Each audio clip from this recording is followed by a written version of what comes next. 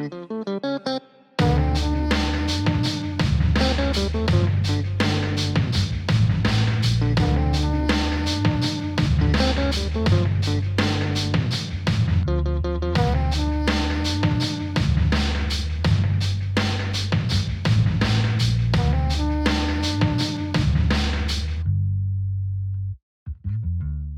right, welcome back to our video store. Yeah, last episode of the season. Last episode of the season, and a special one for a terrible reason. Yeah. You know, it was just last week saying that we were going to do this episode with the Kirk Douglas, and we said that, you know, we both were like, yep, and he's still going, you know, he's still alive, and then as if, you know, a horrible twist of fate, that next day, he passed away. Yep.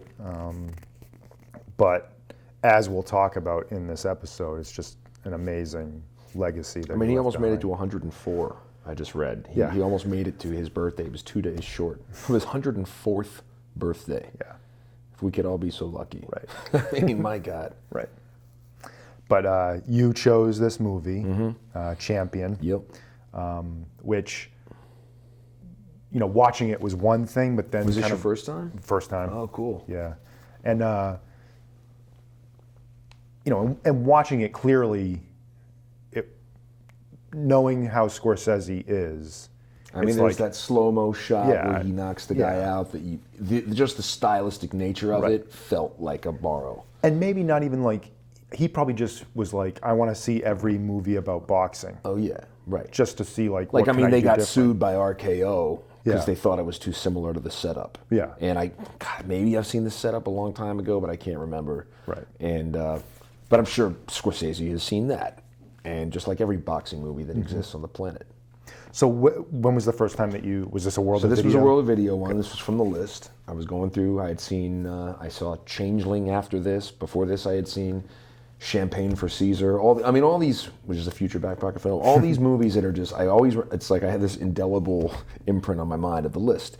And this one I was just so happy to have discovered because while there was a little wear and tear on it from nostalgic remembrance when I watched it this time of like, I didn't realize Dmitri Tiomkin's score was so manipulative. Yeah. And I didn't realize just various heavy-handedness of the first act, like of just things like oh man, but there is so much going on in it that is amazing that it just more than balances out everything. But this was a basic kind of a double feature in my mind with Downhill Racer. Okay. Those two films represent to me the ultimate sacrifice one pays to become a champion. Right. Right. And to not. It's weird, I had this thought where it's like, this is kind of like Uncut Gems, where it's like a guy who is just chasing addicted, something. And will, you know, what was the line? He said, I'm not going to be a hey you all my life, right? That's right. And just the fact that it's like, he's got such a chip on his shoulder to prove that to everyone that he's not the sucker, that he's not the nobody, right? That he will beat himself up and ultimately lead to his doom to prove it. I mean, learning about Douglas's upbringing just now, finding out that he, you know, grew up in a he and his siblings were the first like generation, right? They were like emigrated here, and then like 6 sisters and in an impoverished family. And it's like, I don't know, there's something, I started to see parallels in this character of that he was like, I had to get out of there. And it's like, did whatever, he had 40 jobs before he finally landed his first film role. And it's like, would do anything to make it, or just to become the best at what, right? Because clearly he's one of the best actors of all time. Right. So to achieve that, it just sort of seemed like a parallel, like almost like he liked to find, he wanted to be able to relate to the character. Yep. You know, and I saw similarities to him with, like, I feel like, yes, he's one of the great actors, but maybe also one of the most underappreciated. Definitely. People know who he is, right. but I don't know if they necessarily know, like, I think he was even better than Nicholson at picking movies. Yeah.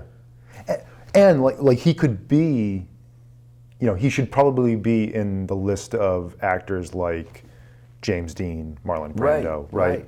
Paul Newman. For his natural, I feel like Paul Newman is more well known than him. Right. Robert Redford. But just for like natural charisma, and I was thinking about it with this, it's like he's not afraid to play a son of a bitch because there's an inherent goodness that comes from him that even when he's doing all these despicable things, he throws in just enough like little nods to know that he does have a heart underneath this stone. Right, because he's not one-dimensional. Right.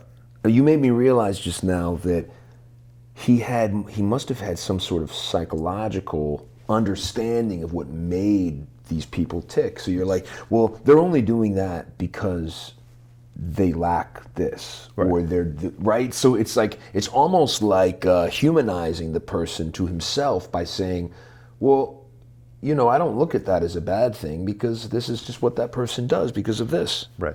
Which is a great way to go about it if that is how he went about it, because it would seem like that would just allow him to embody that and not think of it as playing in a certain type of way. Mm-hmm.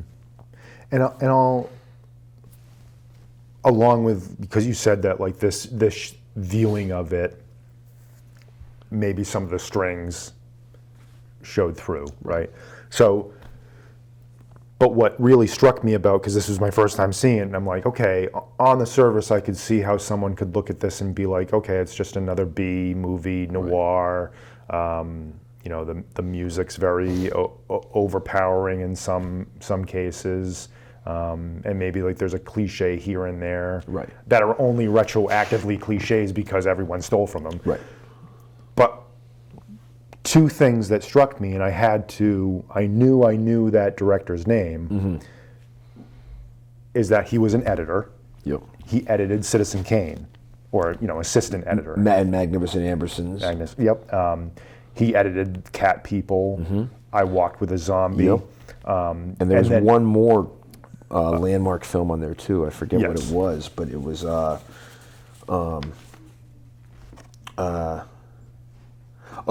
Journey into Fear, but that's still one of the more celebrated Wells films.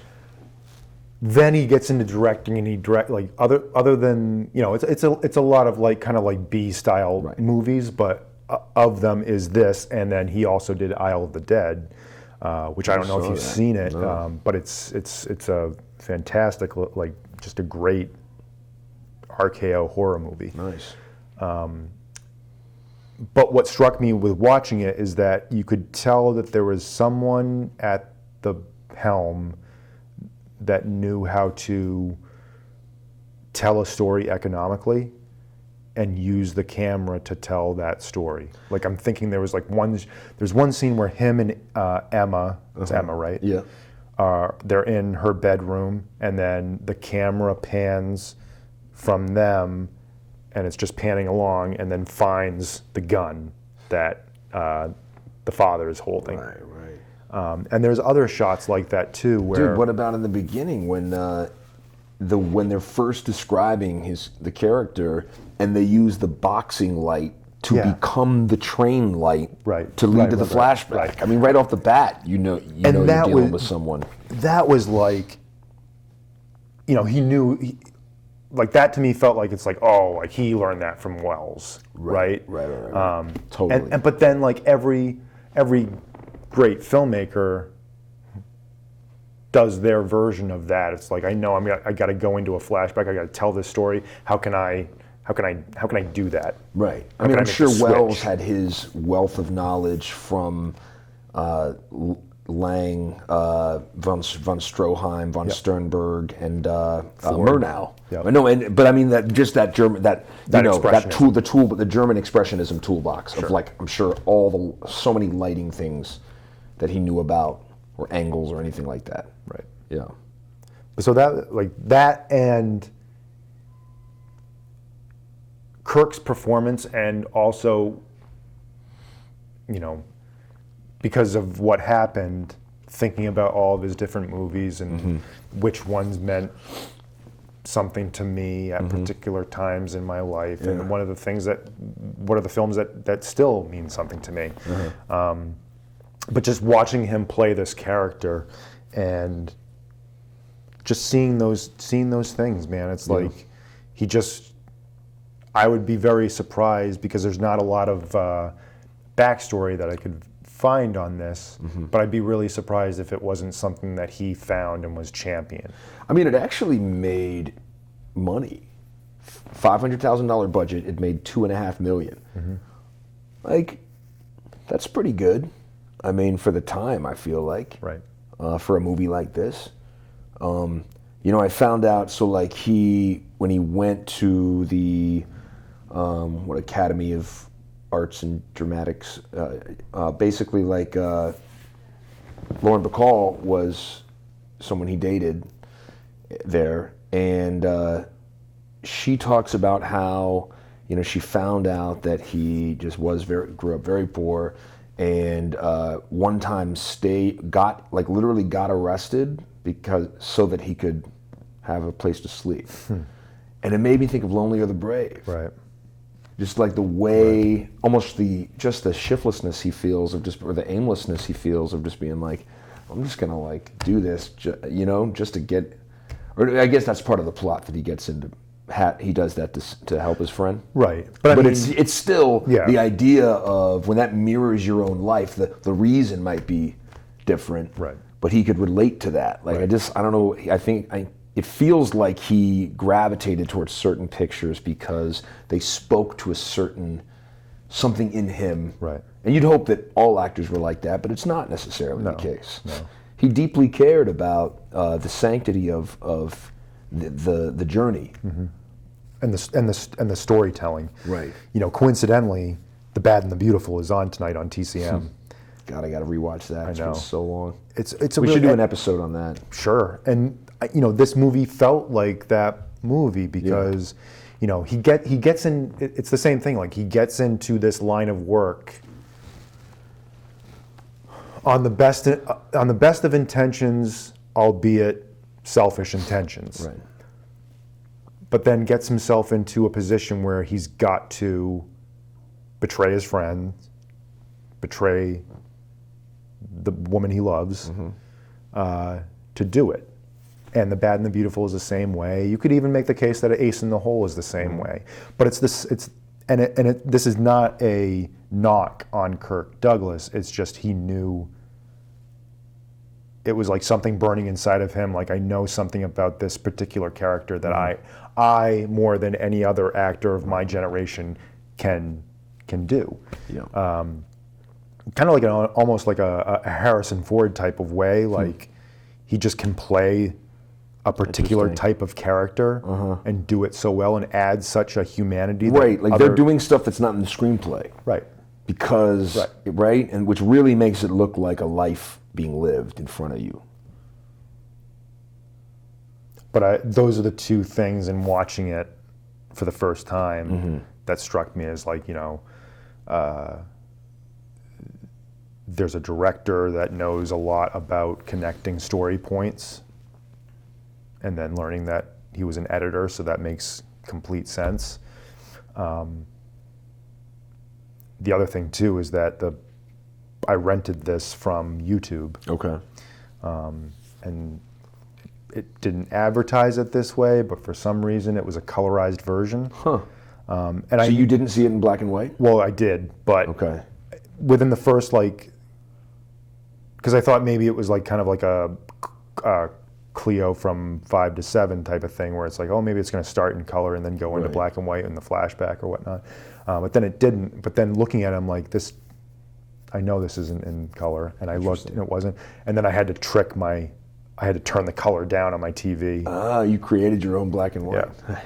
Which I urge, if anyone is renting this and it ends up being the colorized version, just do that. To do that, because it's probably not the same film. No, I mean, obviously. I mean, it couldn't be. Like, this movie. Right. Yeah, this movie deserves to be black and white. Yeah, it's a film noir. Right. It becomes, and what's great about it is it starts off as this, almost pretending it's this biopic or like coming of age sports movie. Right. And then it's clever how it does it, because it lures you into that, and just the way he reacts to the whole like forced marriage thing is like, okay, this is gonna go, south. And there's also the fight in the train. I mean, there's a bunch of things where it's like leading to that. And then once he has that moment of, which almost you feel like Tarantino borrowed a little for Pulp Fiction, of like, you don't decide you're gonna,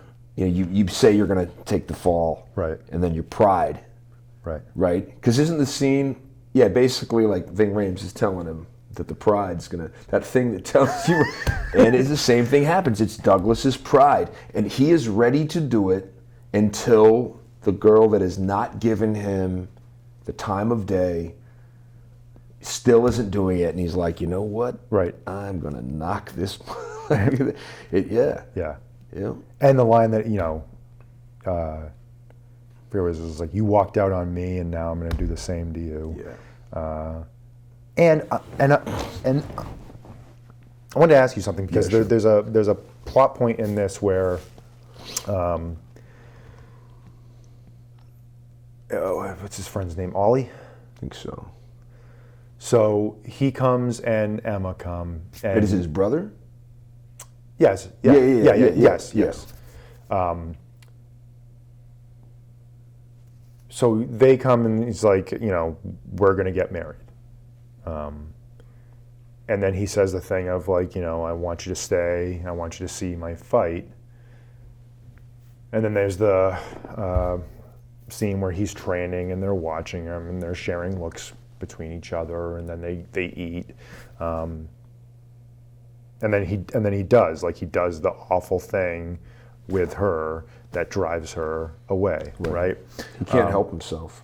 Right. Or there was also a part of me was like, does he not want, is there something that knows that he's going to take a beating and wants to spare her from watching that? I don't know. There's a little bit of Don Draper there too, because he sort of creates this life for himself, and deep down you can tell there's a good person there, but he's also his own worst enemy. Right. Well, and I love his brother's, the kind of like the journalist asks him to say a few words about him after his death. Right. Yeah. And that, what he says. Yeah. And how it's both something that you could hear and be like, oh, it's a nice thing to say, but then also, that undercut was just, it's just a great moment. Mm-hmm. But yeah, everything about it is because of, it's like I was having this conversation about Joker the other day, and it's like, whether or not you like the movie, there's no denying that the performance is there. And the performance almost is the movie. Yeah. Right. It's the same thing with this, is like, yes, there's a good director behind it, but it's all about that performance. Yeah, it's true. It's true. I will say, though, that third act is pretty solid.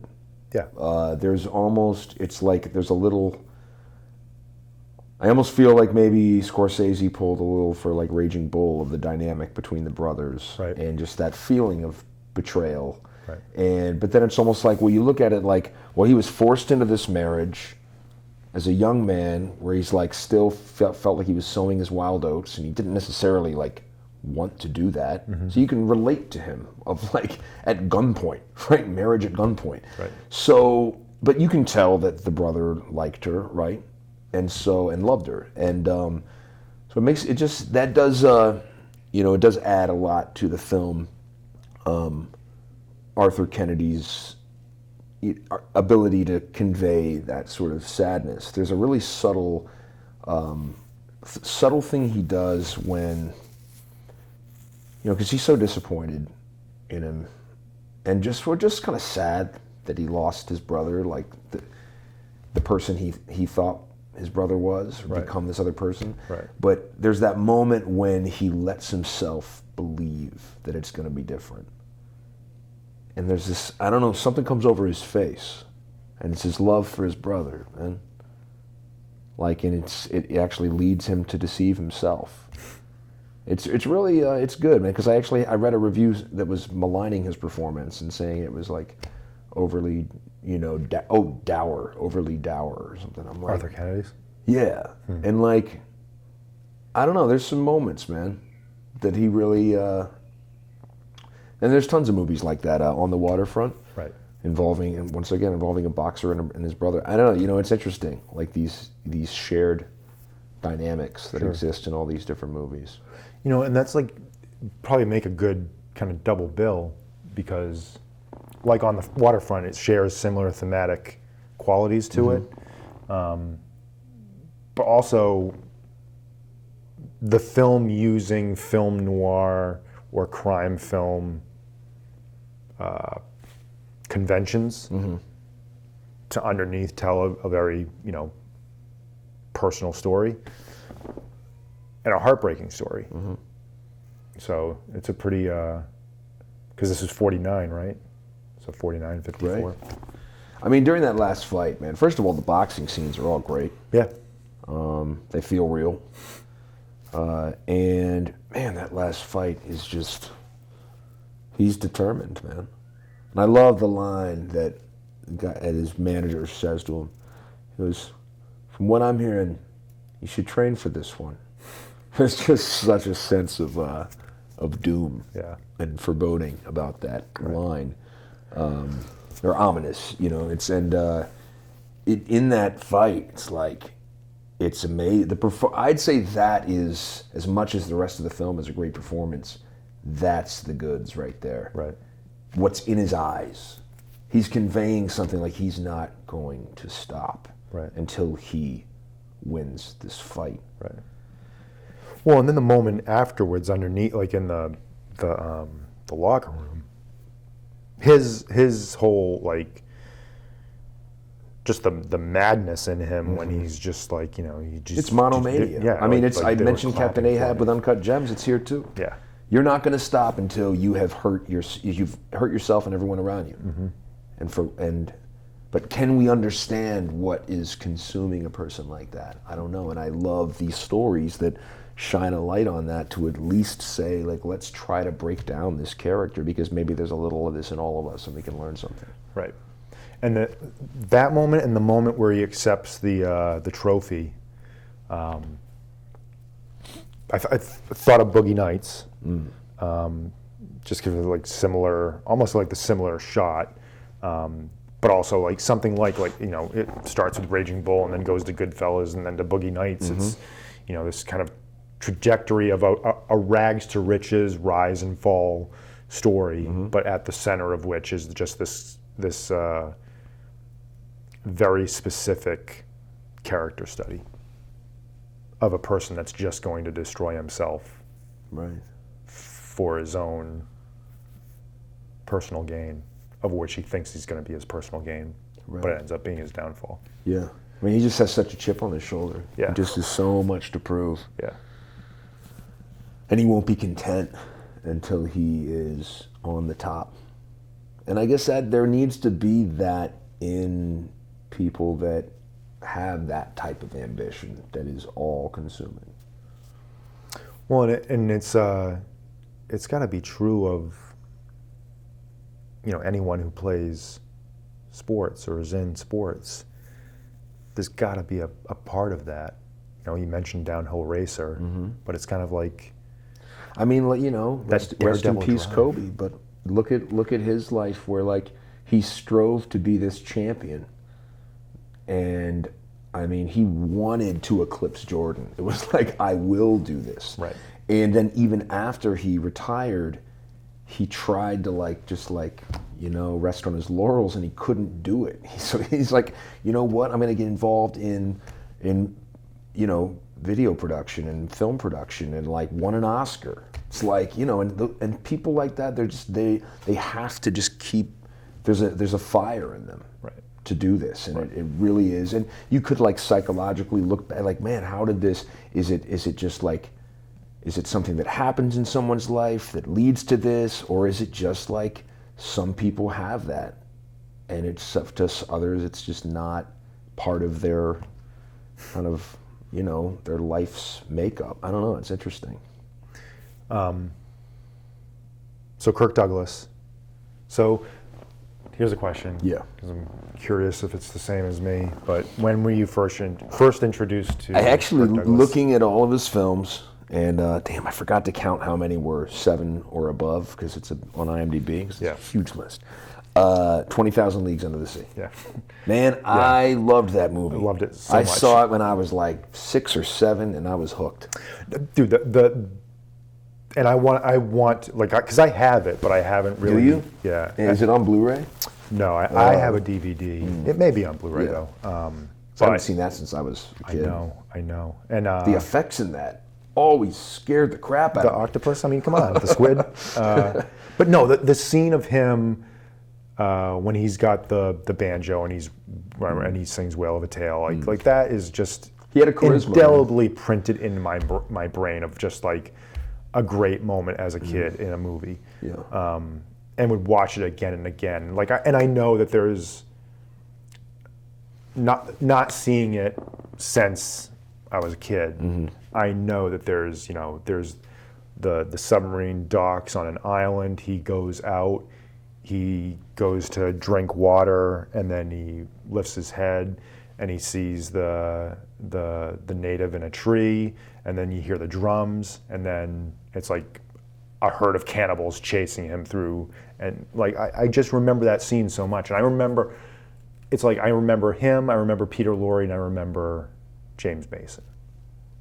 And him especially, just that charisma. So yeah, it started with that. The other one for me when I was a teenager, on some random movie channel, The Villain came on. Yep. Did you ever see that? No. So it was like him and Arnold. And it's like early 80s. Wow. And it's like a comedy western. And it doesn't really work, but there's something about it that still works. I don't know, there's something about it that still makes it watchable. But yeah, I just remember that, and then later going to World of Video and watching Out of the Past and all these movies. What's the movie? Is it Wise Guys with him and Burt Lancaster? Oh, Burt Lancaster. Yeah. Yeah. I was thinking Joe Piscopo. Did you? That's Tough Guys, I think. Did you see? There's the Comedians in Cars with Alec Baldwin. No. So he tells a great story about that was told to him by Kirk Douglas about him and Burt Lancaster on the set of Wise Guys. Okay. So a guy came to Kirk Douglas's.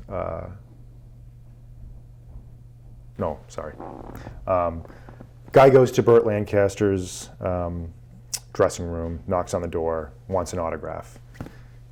Takes out a pen, a special pen from his pocket, and says, yes, and signs the thing, gives it back to him. And he says, is Kirk Douglas in the dressing room across from there? And he's like, oh yeah, right there is Kirk Douglas. So he goes over and knocks on the door, and Kirk Douglas looks at the thing and sees Burt Lancaster's autograph, and he's like, where did he get what pen did he use to do that? Whatever pen that he had, I want that pen. And he goes back to Burt Lancaster's door, knocks on the door, and Burt Lancaster comes up and goes, I suppose you're looking for this? Was it his pen? Yeah. It's just a great story about two actors that just messing with each other. That reminds me of just stories I heard about Robert Redford and Paul Newman, and about how they would always prank each other and all this just throughout their whole lives. It's awesome. But I suppose after that it would be Gunfight at the OK Corral. Yeah, great movie. From my dad. Yeah, right. Just showing me that. But no, and then just seeing movie after movie, like watching Paths of Glory for the first time. And just learning that maybe you already knew this, I didn't really know about him as a producer, but starting his own production company and then producing Paths of Glory and Spartacus and a bunch of other great movies, Lonely Are the Brave. And knowing that, like, he also had such a good, like, giving Dalton Trumbull, Yeah, like, going to bat for yes. him, for blacklisted Right. Screenwriters. I mean, Carl Foreman was a, blacklisted Right. writer. I mean, He was actually the one that kind of got Kubrick the job on Spartacus, because he, one, he was like, he does Paths of Glory because he saw The Killing, and was like, whoever did that movie, I want to be in business with that director. Right. Yeah. So they do Paths of Glory, and then Anthony Mann's going to be directing Spartacus. They have a falling out. Wow. Who am I going to get to do this? We got to get Stanley Kubrick in to do this. So, just being this guy that would go to bat for people. Yeah. Right. And I just heard that about him from all his friends, and that he was just this selfless, really grounded person. I've known for years that he that he opened One Flew Over the Cuckoo's Nest on Broadway. Yep. I did just find out that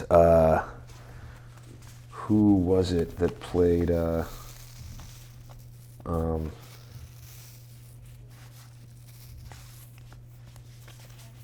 just gonna find it real quick. Gene Wilder played Billy Bibbit. Yeah. And I had always heard about it that, Nicholson's really, really great in that movie, but he was no Kirk Douglas. Which is like, growing up, like, watching One Flew Over the Cuckoo's Nest is like amazing to think about, because it's like that is considered one of the quintessential performances. Yeah. And just hearing how he wanted to produce the film for like 10 years and couldn't get any studios interested in it, so he gave it to Michael to do something with, and Michael got it produced, and then by that time his dad was too old to play the role, so Jack Nicholson. But man. And I always wanted to know, like, if Nicholson kind of knew all of that history, because it would have been just such a. He seems like the type that would, find out or use it for some sort of guidance. But yeah, I would have loved to have seen. Oh, man, I wonder if there's some video of it. I don't know. But yeah, and the play. It wasn't that big of a hit. Like, he ended up losing money on it. Wow. And that's why, because of that, that's why he struggled to get it made. Because nobody wanted they're to like back apprehensive about it, because they're like, well, on Broadway, it didn't do well. And then I guess there's even a crazier story where at around the time that he's doing the play and wants to turn it into a movie, he's like looking for the director. And he goes to a New York theater and sees, I think it's either Loves of a Blonde or Fireman's Ball. And it was like, whoever directed this movie, we got to get this person. And it's Milos Forman, right? And I guess he wrote him a letter and gave him the book to read. And Milos Forman tells the story is like he got it, and then sent correspondence back saying, like, I'd be very interested. Let's get together. Right. Because of like the occupation and all that stuff, and customs. It never got to the States, so it never got to Kirk Douglas. So the whole time Kirk Douglas is like, this bastard director that I gave this thing to never returns my letter. And then when Michael Douglas gets it, he's like, I want to go to the person that my dad originally went. That's great. Isn't that crazy? Wow. But there was a point where Kirk Douglas is like, you didn't return my letter, and he's like, I did. Right. No, just crazy twist of fate. Yeah. But yeah, and we talked about this during Lonely Are the Brave, is like, we talked about how he's so great at playing the SOB and having that soft underbelly, or at least showing it in a couple of turns. and Lonely and the Brave just felt like, it's like the inverse is like, here's a character that is just, has to put up that wall of stone, but is at heart a decent human being who would never, I mean, Christ, he's going to go into jail to save his friend. Right. So it's just like, and for the first time, like, and I know that in the making of, they say this is like, it's the movie I'm the most proudest of, but also the movie where I felt like is most representative of myself on the screen. Right. Yeah. And and we talked about this, but I mean, like, of the greatest scenes of greatest pieces of acting that you can kind of throw up on there, the scene where he's listening to his horse die is one of them. Yeah, it's true. And might be his most personal moment as an actor, right, in his career. And going back to his, like, thinking back on his films, I bet you could pinpoint, because the scene in the locker room after the fight comes close to that. There's a scene in Ace in the Hole when the priest comes in to read Leo his rights, and Kirk Douglas knows that he's about to die and knows that he was responsible for doing it, and he has this look, he turns away from it and has this look on his face. You could even go into Paths of Glory and thinking like the ending of that movie, for God's sakes. But yeah, I mean, like, he's completely unsung, and hopefully that'll change. Right. But I just think completely unsung and just not put on that pedestal of a Brando, of a James Dean. I mean, I think he was celebrated by his peers. Yes. I think he was one of the most looked up to and revered actor in Hollywood. But somehow that didn't, like, I mean, I'm sure during that time when he was the movie star's movie star, right, he was celebrated by the public. Right. But then, like, it just didn't, like, I don't know, those movies, unfortunately, didn't necessarily get embraced by just sort of pedestrian movie watching communities. Right. And it's almost probably kind of similar to Burt Lancaster, where, almost, well, I'd say Lancaster almost like a lesser, like he didn't necessarily, I think more people probably know who Kirk Douglas is than Burt Lancaster. Sure, true. Yeah. But same thing, like, it's just like, maybe it's the fact that if he's that good looking, he can't be that great of an actor. That terrible thing that we do. Right. And so many actors have to deal with that and have to prove, it's just like, it seems like such an unnecessary thing, but that's the society we live in. Right. He's an inspiring figure, man. When we did Lonely or the Brave, just like kind of learning about him and what he was like and his, that intellect, and which we talked about with De Niro a little bit, of like learning of, I don't know, just seeing that interview in The Irishman of like, oh man, this is someone who their on-screen persona is one thing, but then like outside of that, the person they were, this burning intellect and this like, I want to like create, I want to like move people, I want to like look for that story that's gonna like really like do something to people, and just and being able to see something in a piece of material that no one else can see and sticking by that. So much of it is about that. Think of all the stories we hear about these movies that almost were failures, that are iconic movies. And the way we view them is like they were always there. Like Jaws or whatever, it's like, no, that was just always what it was. It's like, no, it wasn't. No. Ghostbusters, things like that. It's like, no, like read the stories about how it almost went south, or this could have happened to this. Apocalypse Now, for God's sake, right? And it's scary because, what are the, it's so unpredictable, it's so fleeting that how the hell are you gonna, That's why so few people truly excel at it, because it is such a tenuous profession. Right. And it takes, like in the case of, I'm sure he had to fight to get Lonely Other Brave Right. made, right?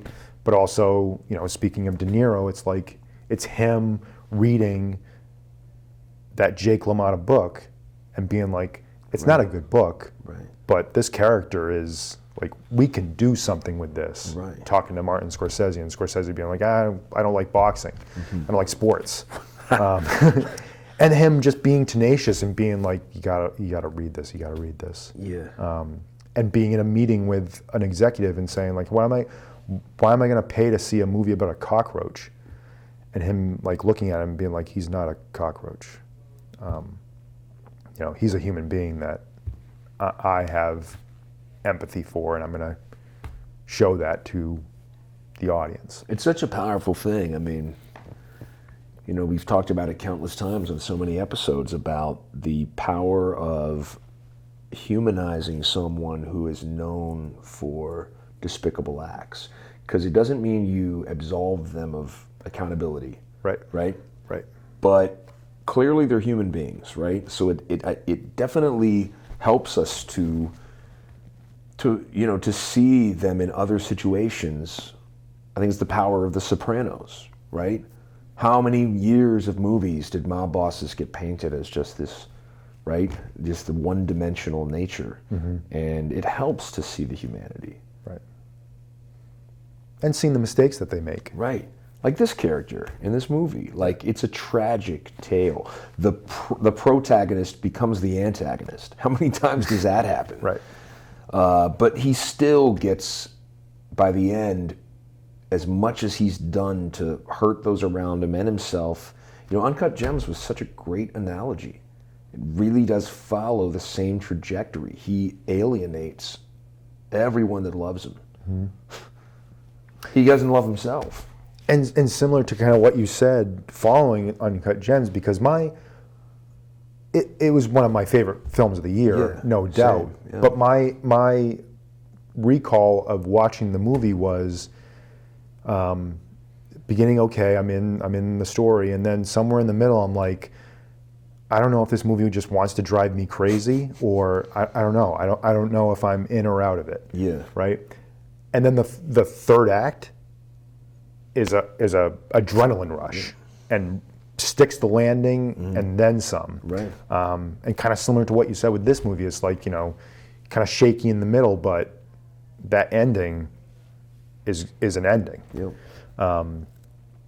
But just the psyche of the man who's just like takes pleasure in doing the thing that he knows he can't stop doing, I mean, he knew what was going to happen if he won that fight. Yeah. That he was supposed to lose. He knew it. Right. I mean, and then when the guys start coming in the ring, it's like, and he does a damn, good job of at least defending himself, but then it's, and how many times does that happen in Uncut Gems? Where you just keep, it's Icarus. Right. They tell him not to get too close to the sun, and he just keeps doing it. Well, and even you can view that room that he's in, and he's separated by glass by everyone else. Right. Who's watching him like he's in a ring. Yeah. And he's dancing around, Man. and It's in that shop is what he knows. Right. Right. And when he's in there, he's a magician. Right. Right. I mean, the way he sold Garnett on that, I mean, it was just amazing. Because it's like, and man, it's really, I really wonder. I mean, those guys seem like they're pretty... well, they're definitely Scorsese heads, right? So I'm wondering if Raging Bull is one of their favorite movies. Yep. And researching. Yeah. Just, yeah. One led to the other. I just love that. Yeah. But that's that's the great thing about having access to all of these movies, is that you can draw those connections and be like, oh my God, it's not just a movie made in 1949 that means nothing to the history of cinema. Mm-hmm. It's a director of a movie that came out this year that was snubbed. Right. Now, this was not snubbed, which is cool to see. Right. Won the Oscar for, what was it? Was it art direction? Cinematography, maybe?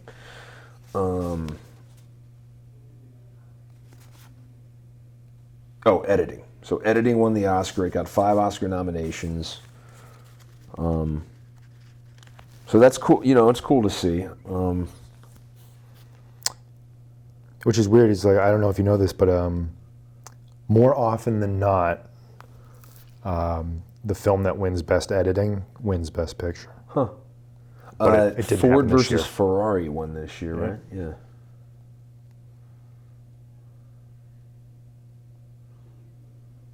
Wow.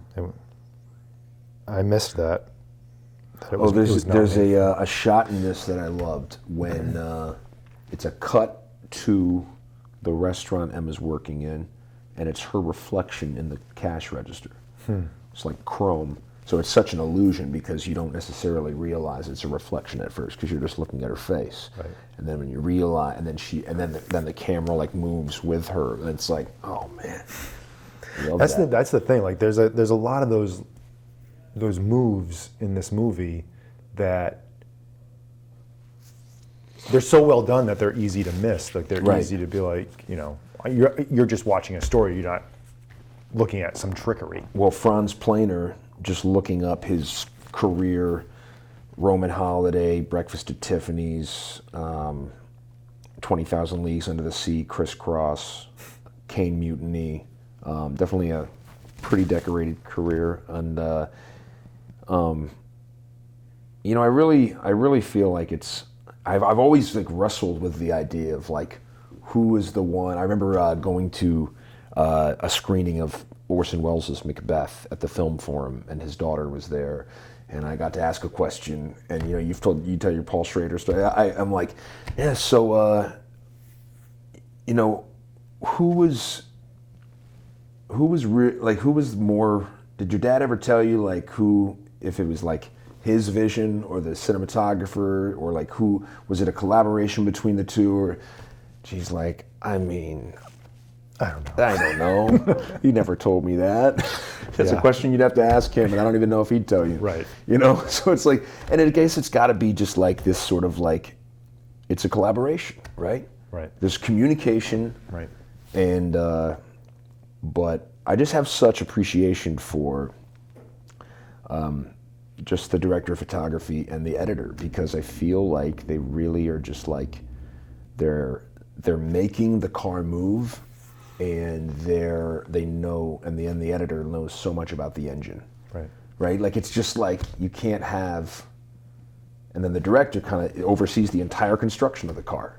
Right? They know all the ins and outs. You have to. Right. It's like a general manager of a company. If the general manager doesn't know all the ins and outs of all the jobs that are below them, right, then they're not going to be good at their job. And there's something to be said about, it's one thing if the editor is on the set or like, looking at the way things are going, but most of the time, they just walk in cold, or they get right? a can of, the film canister, right? Right. Or the canister. Right. And they just have to go through and then all it's this like stuff. a puzzle. Right. I'm sure it's like, okay, how can I take this and create this? I mean, it's really fascinating. I would love to watch, I've watched Visions of Light, but I would love to watch a documentary on editing. I mean, because then there's things like a director has a set vision of how things are going to go, but the editor is free in that room to do whatever he wants. Well, it's like an editor of a novel. Yeah. It's like, get at it, it's almost, you need this removed party to objectively look at the work and say, well, I got to tell you, like this part just feels like, goes on way too long. It needs this, and they're almost thinking about transitions more than the director. Right. The director wants to get the scene. They want to, right? And it's like, get out of your own way and let someone figure out how this is going to be woven together. You know who would be the person to do that documentary is Thelma Schoonmaker.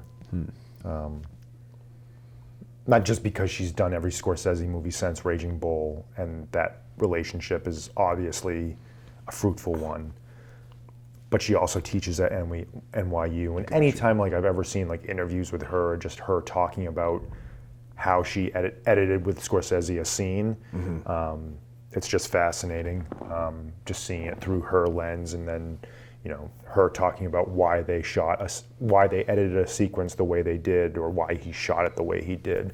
But that would be awesome. Yeah. But yeah, I mean, it's, again, like it's like Kirk Douglas, the editor is kind of like the unsung hero. So true. It's kind of like the... I mean, that's where the magic happens, right? It's literally like where it's all getting assembled. Everyone does their job so that the editor can put it all together and present it to the world. And when you watch a movie and you're just like, damn, this thing is edited so well. Right. I used to say, like, an editor's doing their job when you don't notice the transitions. Well, it's both. But I can't help it. I think that would be for a certain type of watching a movie. I've become someone who watches I'm watching for transitions, I'm watching for camera movement, I'm watching for all those. Yeah, I love to get pulled into a good story and just have it seem like it's unfolding before my eyes, but at the same time I do love to appreciate filmmaking, technical expertise. And to keep it on the this year's films discussion, Parasite was a movie that it's not like the editing, it's not like it's flashy and like quick cuts and all this stuff. No, it's actually but very you watch it and you're like, wow, made. this is so well put together. Yeah. Well, because it's very confident in what it's doing. Yeah. And everything just feels, there is an economy of filmmaking, but it's also very profound and the decisions are precise. When things happen, it's like, it doesn't feel flashy, but it just feels very accomplished. Right. That's why I kept thinking of Hitchcock. Yeah. So when I would read about what Hitchcock wanted the audience to feel when they saw Psycho, or feel when they saw The Birds, he liked to elicit reactions out of audiences. And I think there's a shared aesthetic, because watching The Host, it's that feeling of when that monster comes up on land, and I still feel chills to this day. Dude, not to take away, because we're going to talk about it next season. Yeah. But because what are you? You're going to do The Host, right? Oh, I wonder if I had it in the.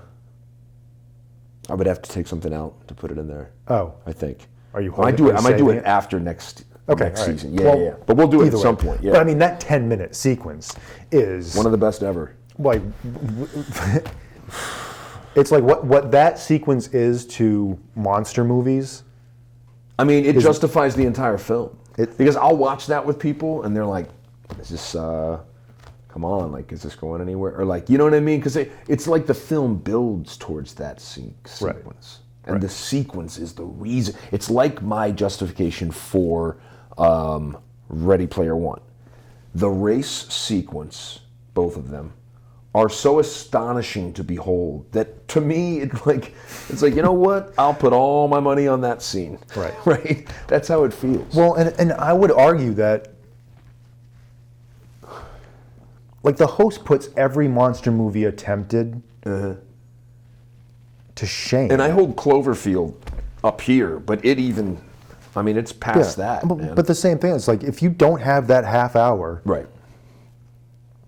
of character build-up, you don't give a crap. Exactly. About We've talked about that before. It's like you got to earn it. Yeah. You got to earn you have to establish a certain amount of just investment in these characters. Mm-hmm. Yeah, it is really hard to care.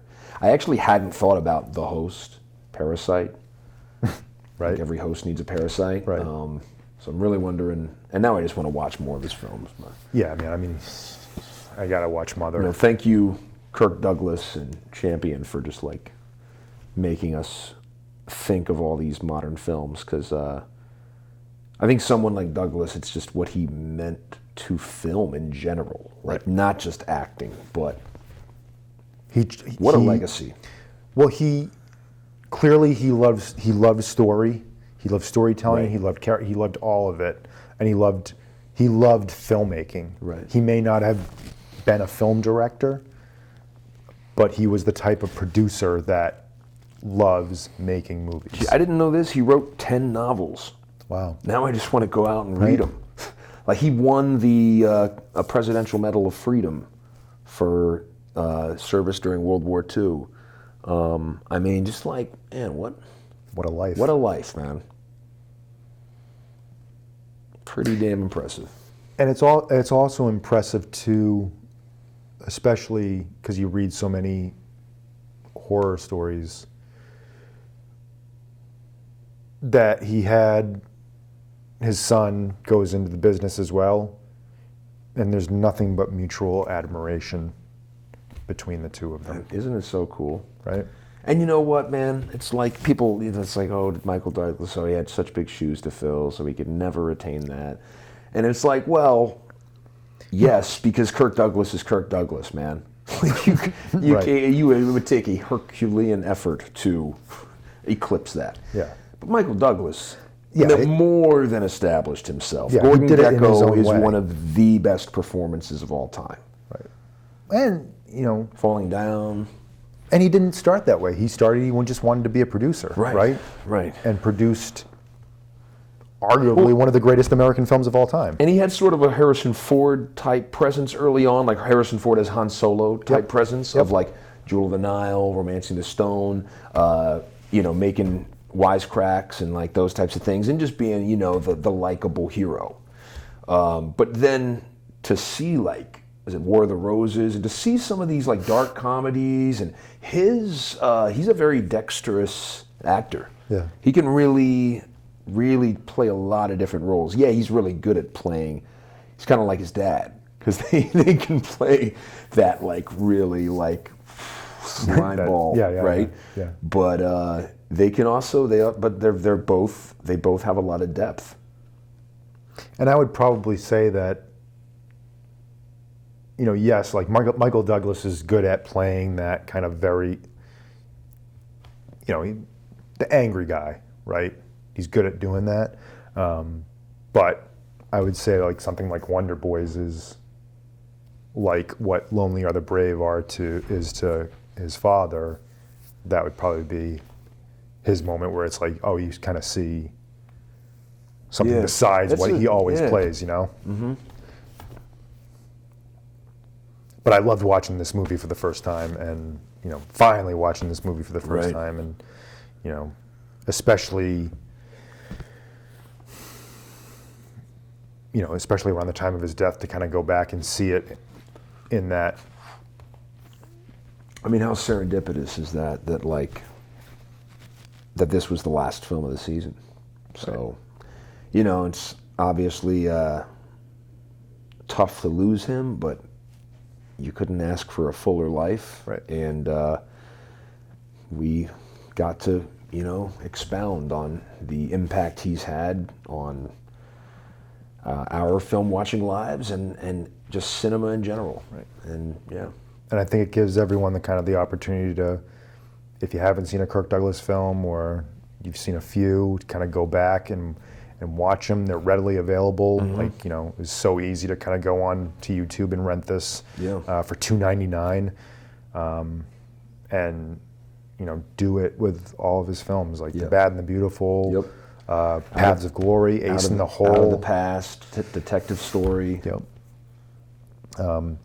It's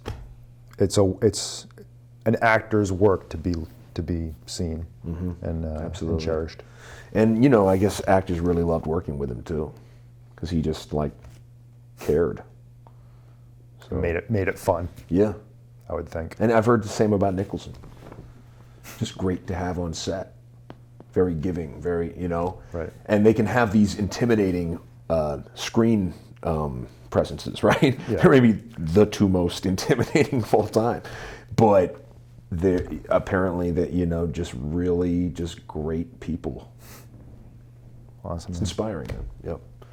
It's a great season. Yes, man. Such a pleasure, man. And, Love doing this. I love being here. Yep. Have you seen all these movies in this? Well, that's kind of like, thinking about what this show can be. It's like, really thinking about this as our store, and it's like each yes, it's time our virtual we get video to, store. we get to It's grab great. something and be like, here, you should watch this. We're And trying to keep the video store alive. Yeah. Okay. And not only that, but just the importance of watching movies alive. Yes. And not just from a highfalutin, this is the Right. greatest movie of all time. That's the and you last should thing I would ever want to appear to be is Yeah. a film snob, because I love watching. I will give every film a chance. You just have to earn my respect, or at least make something moderately entertaining. You got to And get I the will 3 be- stars. You got to get the 3 Mac stars. and me, you're a 3-star movie. Hold it against all odds. But like, I feel like it's like film does not have to be just seen as an escapist activity. Right. It doesn't. It can be, Right. but it can also be a very viable intellectual exercise and academic venture. And when it doesn't turn into, you're stupid for liking this movie because it sucks. Right. It's just, I will never Right. make someone feel like they're stupid because they think a movie's great. It's like, you know what, man? It's like art is so just in the eye, open to interpretation. It's like some things hit people different ways, but I do feel strongly about my points, and I'm always going to stand behind them. Right. And it creates a dialogue of, well, here's why I don't like, I could see someone saying, it's like, well, yeah, Champion has this and this, but I didn't like it because of this. Right. And we'd always... I want to hear that opinion. Right. That's interesting Right. to me because I love it. So it's Right. like, I mean... Oh, I never thought of it that way. Like it creates a dialogue, and Yes, that's what's... it's important. You got to have, everyone's got to share their opinion. All right, so we'll take a quick 2-week hiatus, Cool. kind of regroup, and Yep. then we'll And be we'll see what back we in come March, come and back with. we'll have a whole new list of movies. Absolutely. All right. All right, man. Take Till care, next man. time.